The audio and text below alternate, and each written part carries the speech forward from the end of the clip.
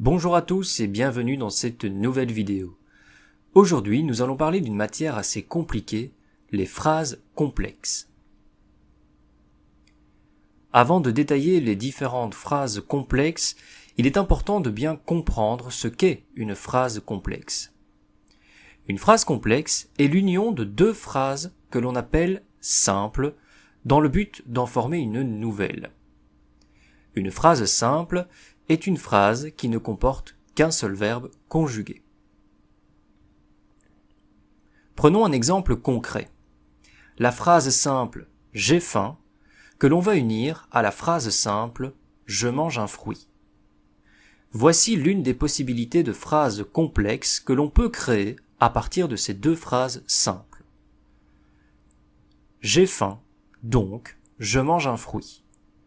Cette phrase n'est plus une phrase simple puisqu'elle comporte au moins deux verbes. Il s'agit donc d'une phrase complexe. Voici maintenant les différents procédés que l'on va pouvoir utiliser afin de former des phrases complexes. Tout d'abord, la juxtaposition. Ensuite, la coordination et enfin, la subordination.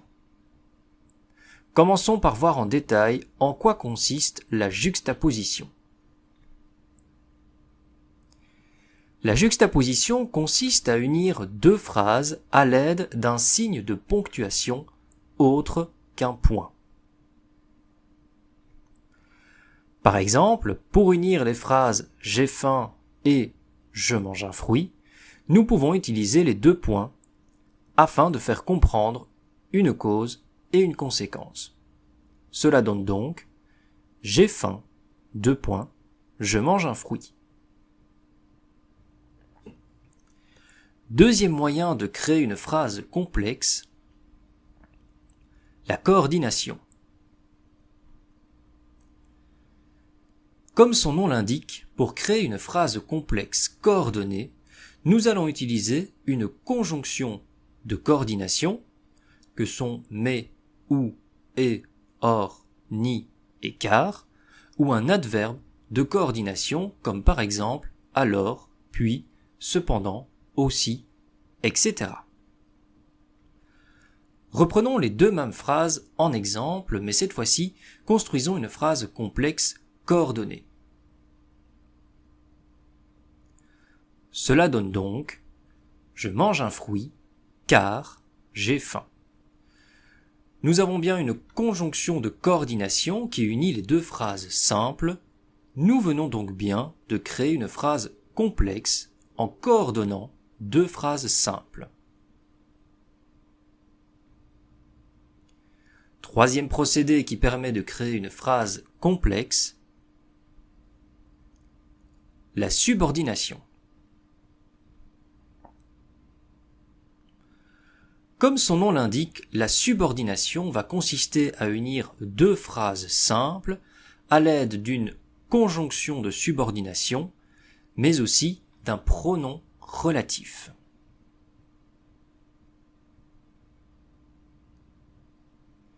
Il existe plusieurs types de subordination en fonction du marqueur de relation qui va être utilisé pour unir les deux phrases simples, mais aussi en fonction du rôle que va avoir la deuxième phrase par rapport à la première.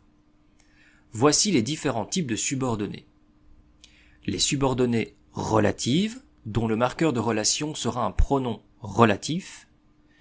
Les subordonnées complétives, dont le marqueur de relation sera une conjonction de subordination. Et les subordonnées circonstancielles, dont le marqueur de relation sera également une conjonction de subordination. Commençons par voir en détail les subordonnées relatives. Le rôle d'une subordonnée relative est de compléter un nom, c'est-à-dire qu'elle va nous donner des informations complémentaires sur un nom précédemment cité dans la phrase. Comme je l'ai dit précédemment, le marqueur de relation utilisé est un pronom relatif. Voici la liste des différents pronoms relatifs de la langue française. Qui, que, quoi, dont, où, et lequel et ses compléments, c'est-à-dire sur lequel, avec lequel, à propos duquel, etc. ainsi que toutes les formes féminines comme laquelle. Voici l'exemple d'une subordonnée relative. Voici un élève dont je suis content. Nous avons donc une première phrase que l'on appelle P1 qui est voici un élève et une deuxième phrase que l'on appelle P2 qui est dont je suis content.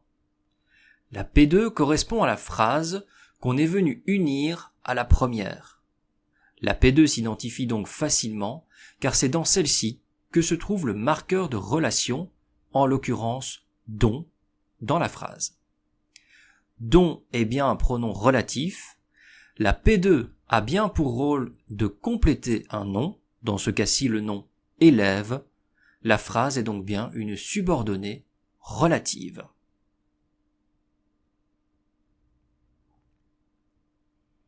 Deuxième type de subordonnée, les subordonnées complétives. Le rôle d'une subordonnée complétive est de compléter non plus un nom, mais une action, c'est-à-dire un verbe cité précédemment dans la phrase.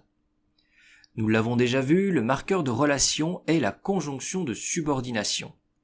En voici quelques exemples. Que, ce dont, ce qui, etc. Voici un exemple de subordonnée complétive. Je pense que je vais réussir l'évaluation. La P1 est je pense et la P2 que je vais réussir l'évaluation.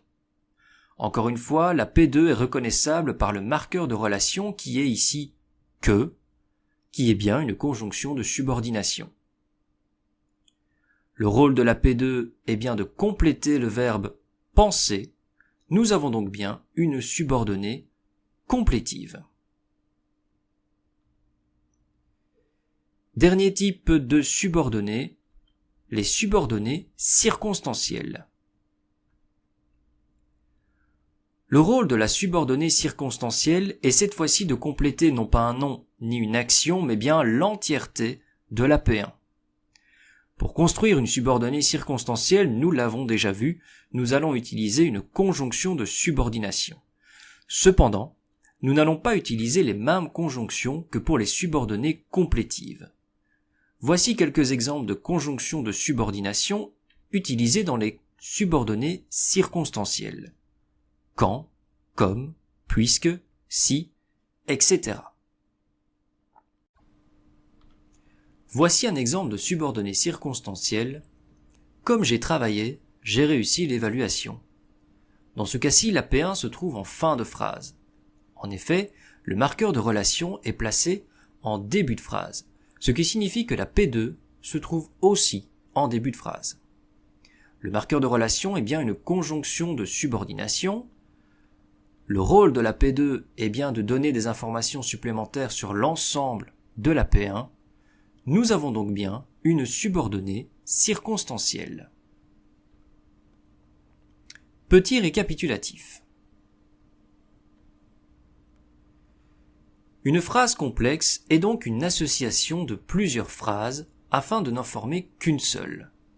Une phrase complexe se reconnaît donc par le fait qu'elle comporte au minimum 2 verbes conjugués. Il existe 3 types de phrases complexes différents: les juxtaposées, les coordonnées et les subordonnées. Les juxtaposées sont unies par un signe de ponctuation autre que le point. Les coordonnées sont unies par une conjonction ou un adverbe de coordination. Et les subordonnées sont unies par des conjonctions de subordination ou des pronoms relatifs. Tous ces mots servant à unir 2 phrases simples entre elles sont appelés marqueurs de relation. En ce qui concerne les phrases subordonnées, il en existe 3 différentes: les subordonnées relatives, qui servent à compléter un nom dans la phrase et qui sont créées grâce à un pronom relatif; les subordonnées complétives, qui servent à compléter une action, donc un verbe dans la phrase, et qui sont créés grâce à une conjonction de subordination. Enfin, les subordonnés circonstanciels, qui servent à compléter l'AP1 de la phrase, et qui sont créés grâce à d'autres conjonctions de subordination. Je vous remercie d'avoir suivi cette vidéo, et je vous dis à bientôt pour la prochaine.